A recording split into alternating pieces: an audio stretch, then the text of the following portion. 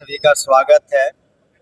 आज आपने देखा कि हम लोगों ने भोरे की जनता ने भूमि पूजन किया है और जो चिर प्रतीक्षित एक सभी की सोच थी और मांग थी और कल्पना थी कि भोरे से लेकर के मीरगंज तक रोड है उसका चौड़ीकरण किया जाए, मजबूतीकरण किया जाए ताकि आवागमन में सुविधा हो सके।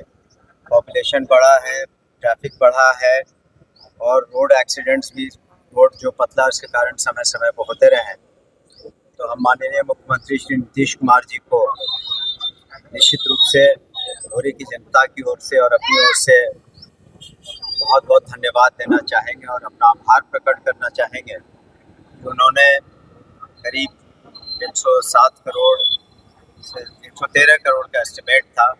ये पूरे से मीरगंज तक रोड का चौड़ीकरण और मजबूतीकरण स्वीकृति दी, कैबिनेट ने इसकी स्वीकृति दी और आज हम लोगों ने भूमि पूजन किया है। और एक जो परंपरागत रीति रिवाज रहा है कि इस तरह की जो शुरुआत होती है उसके पहले ऊपर वाले का आशीर्वाद भी ज़रूरी है।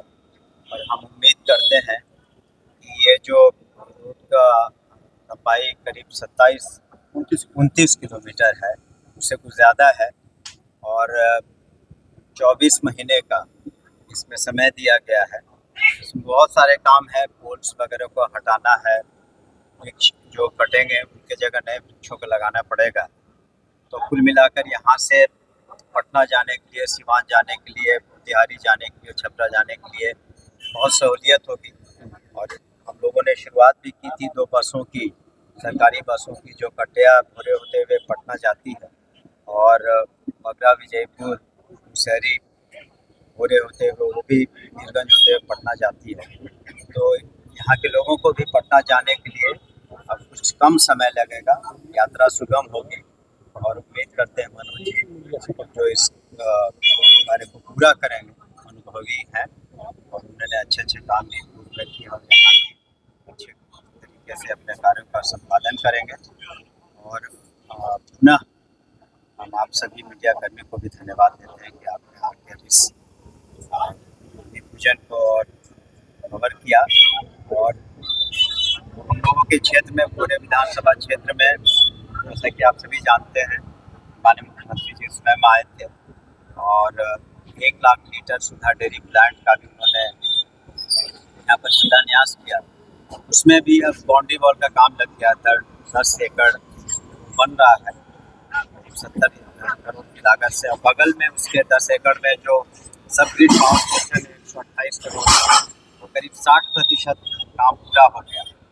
और उसके बगल में हम कोशिश कर रहे हैं कि 32 एकड़ ज़मीन जो है Bihar industrial area development authority को स्थानांतरित हो जाए ताकि आगे चल करके वहाँ ग्रामीण परिवेश में भी इंडस्ट्रीज, कुछ लघु उद्योग लग सके। तो कुल मिला के माननीय मुख्यमंत्री जी के जैसे यहाँ ग्रामीण सड़कें भी हम समझते हैं काफ़ी करीब 200 किलोमीटर से ज़्यादा की बनी है। नए अस्पताल भी पूरे में और कटिया में बने हैं। जो शिक्षा में, स्वास्थ्य में, सभी जगह आप देख रहे हैं बहुत सुधार है। और इन्हीं कार्यों के आधार पर हम निश्चित रूप से कह सकते हैं कि आने वाले जो आगामी चुनाव हैं 2025 के, उसमें निश्चित रूप से एनडीए की वापसी होगी और माननीय मुख्यमंत्री जी के नेतृत्व में उन्हें एक मजबूत सरकार बिहार में स्थापित होगी और बिहार की प्रगति में और तेजी आएगी। सर, एक सवाल है कि सरकार जातिगत जनगणना कर रही है। ये मांग हमारे पार्टी की, माननीय मुख्यमंत्री जी की बहुत पहले से रही है और इस पर केंद्र सरकार ने मुहर लगा दी है। ये स्वागत योग्य है और इसकी शुरुआत तो और इसकी पहल तो पूरे देश में माननीय मुख्यमंत्री जी ने, नीतीश कुमार जी ने की थी और इसकी मांग समय समय पर हम लोग उठाते रहे हैं और बहुत खुशी की बात है कि उनकी सरकार ने इस पर विपक्ष इसका श्रेय दे रहा है।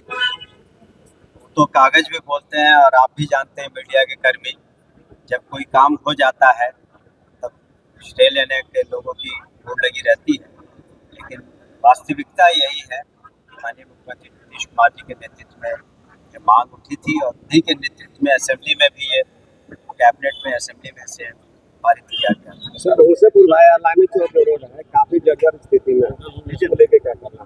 देखिए उसका भी जहाँ तक हमें पता है उसका भी टेंडर हो गया है और अभी और भी रोड बनेंगे और जो ये दूध के फैक्ट्री के बगल से भी एक नए बाईपास का ये तो आपको 29 किलोमीटर का बन ही रहा है, लेकिन एक नए बाईपास का भी निर्माण वहाँ पर होगा करीब 90 करोड़ का, और कटिया बाईपास का भी निर्माण, बाईपास तो नहीं कहेंगे, हाँ बाईपास ही छोटा है लेकिन उसका निर्माण हो चुका है और हम लोग कोशिश कर रहे हैं कि कटिया में जाम की जो ट्रैफिक जैम की समस्या उसमें निजात कैसे करें। सर डीएवी हाई स्कूल है, नियमों को ताक तरफ से नियुक्ति की जा रही है, पिता सचिव प्रिंसिपल है, सरकार नियुक्ति की जा रही है। देखिए इस संदर्भ में कल ही हमें संज्ञान में आप लोगों के माध्यम से आया, हमने कहा इसमें इंक्वायरी करने के लिए जो उचित होगा, अगर किसी ने गलत किया है, आपने भी देखा कि बगल के 6 में हाल में ही एक स्कूल